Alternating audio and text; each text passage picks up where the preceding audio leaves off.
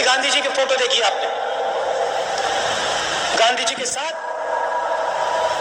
आपको 3-4 महिलाएं दिखेंगी दिखेंगी। सही? मोहन भगवत के साथ आपने किसी महिला की फोटो देखी है? कभी देखी है? हो ही नहीं सकता, क्योंकि उनका संगठन महिला शक्ति को दबाता है, क्रश करता है। दोस्तों, राहुल गांधी के इस बयान के जवाब में कपिल मिश्रा भाजपा का बयान आता है। वो लिखते हैं, महात्मा गांधी जी के आसपास रहने वाली मनुबेन, सरला देवी, आभा और सुशीला और अन्य महिलाओं की डायरी इंटरव्यू तो पढ़ लेते तो शायद आज राहुल गांधी ये ना बोलते जो बोल गए। गांधी तो शायद छिपाना नहीं चाहते, पर कांग्रेस ने बहुत कुछ छिपाया है। दोस्तों, इन दो बयानों के बाद गांधी जी के बारे में बहुत सारी चीज़ें अनायास ही स्पष्ट हो जाती हैं। आखिरकार उन औरतों ने ऐसा क्या लिखा कि गांधी जी की छवि को धप्पा लगा।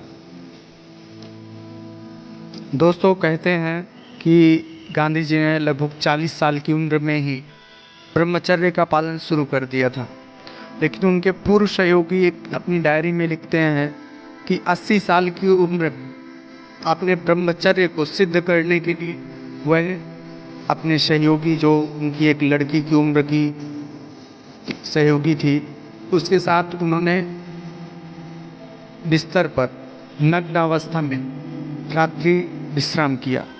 अब सोचिए कि एक ऐसा शख्स जो खुद को राष्ट्रपिता कहलाना पसंद करता हो, आज़ादी के नायकों में गिना जाता हो, और उसके ऐसे क्रियाकलाप थे। क्या आप सोच सकते हैं हमारी इस भारतीय संस्कृति में कि 80 साल की उम्र में किसी का ऐसा बर्ताव होगा? ये कैसा ब्रह्मचर्य का पालन सिद्ध करना है उन्हें?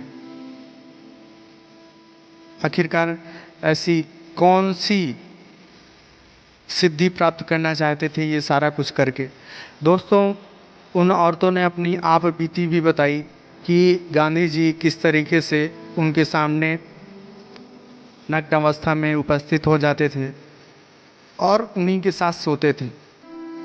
कहते हैं कि एक लड़की उनके परिवार की ही थी उनके साथ, जो उनके साथ हरदम हर कदम साथ रहती थी, गांधी जी के रहते हुए भी और गांधी जी के बाद में भी।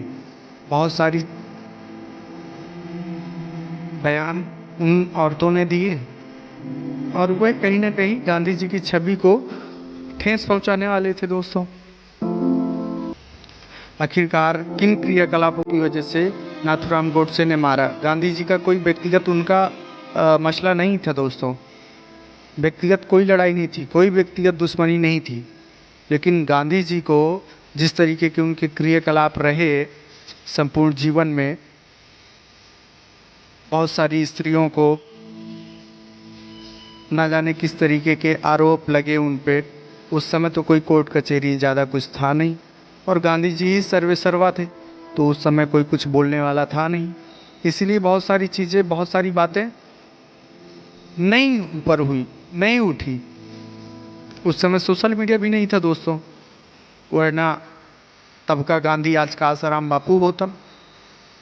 दोस्तों, गांधी देश का एक धब्बा है, काला धब्बा, जिसके बारे में आप जितना जानते जाओगे, जानते जाओगे, जानते जाओगे, अच्छाई कम बुराई ज़्यादा मिलेगी।